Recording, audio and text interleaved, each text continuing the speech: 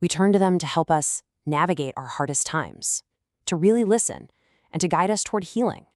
But it makes you stop and think about a really important question. Who is looking out for them? That's what we're going to get into in this explainer. We're going to dive deep into the world of mental health professionals to understand the incredible pressures they're under and why taking care of themselves isn't just a nice thought, it's an absolute ethical necessity. All right, let's get right into it.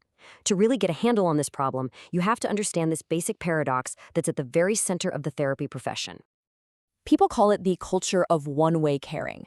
I mean, think about it. Therapists spend their entire day pouring out empathy, creating a safe space for others. But what happens when that well runs dry? This constant outpouring, without any system to replenish themselves, puts them at a huge risk. And they're often taught to see their own needs as secondary, almost like it's selfish to even think about them.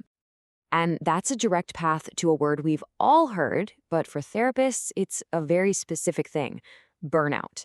This isn't just feeling tired.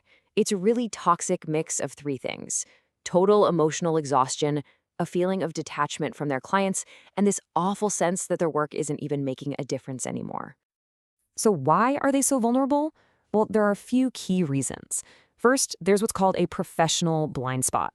This kind of dangerous idea that, hey, I understand how distress works, so it can't happen to me.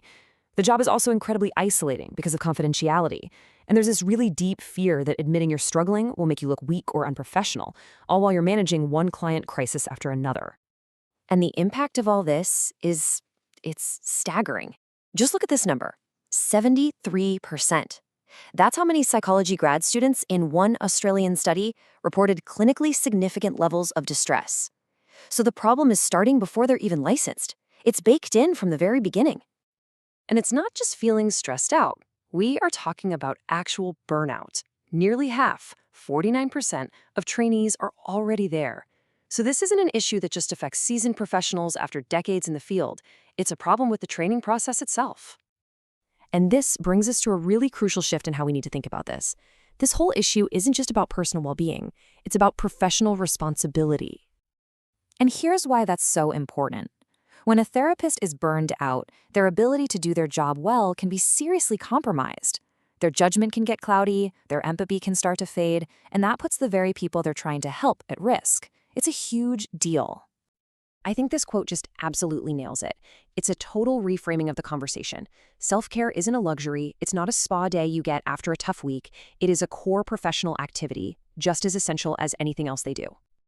And this idea has become so critical that the major professional organizations, we're talking the American and Canadian Psychological Associations, have actually written self-care right into their official codes of ethics. It's an official obligation now. Okay, so if it's an ethical duty, what does good self-care actually look like? And, spoiler alert, it's way more than just bubble baths and taking a day off. The research all points to a really comprehensive, holistic strategy that you can break down into 6 key pillars. Think of it like a complete toolkit for maintaining well-being in this demanding job. And this toolkit really covers all the bases. You've got awareness, which is really about checking in with yourself and knowing your own limits. Then there's balance, actually having a life outside the office. You need flexibility to handle challenges with self-compassion. The basics, like physical health, are obviously non-negotiable.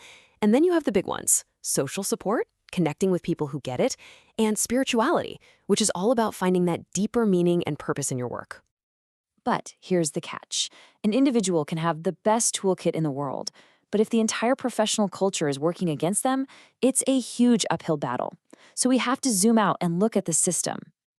You can't just put all of this responsibility on individual therapists. The problem is systemic, and it so often starts in the very places that are supposed to be preparing them for this career, in graduate school. And there's a massive gap between what's happening and what should happen. Right now, a lot of training programs might give self-care a single lecture, if they mention it at all. But what experts say is, no, this needs to be a core competency, woven into the training from day one, with professors actually modeling what healthy self-care looks like. And the data on this is just wow. One survey found that a staggering 85% of grad students said their programs gave them 0 educational materials on self-care. It's just not on the radar. So what's the fix? Well, experts have a pretty clear 3-step plan. First, completely revamp the curriculum and graduate programs. Second, change the accreditation standards so programs have to teach and model self-care. And third, make continuing education on self-care mandatory for renewing your license. It has to be a career-long practice. When you put it all together, it's obvious that building this culture of care isn't just a nice to have. It is absolutely fundamental to the future of mental health care. Probably the best way to look at it is this. The therapist is the single most important instrument in the entire therapeutic process. And just like any finely tuned instrument, if you don't care for it, if you don't maintain it, it's not going to work effectively, and even worse, it could become unsafe. And that leaves us with one last critical question to think about. If we as a society don't figure out how to care for our carers, who's going to be there to care for us when we need it most?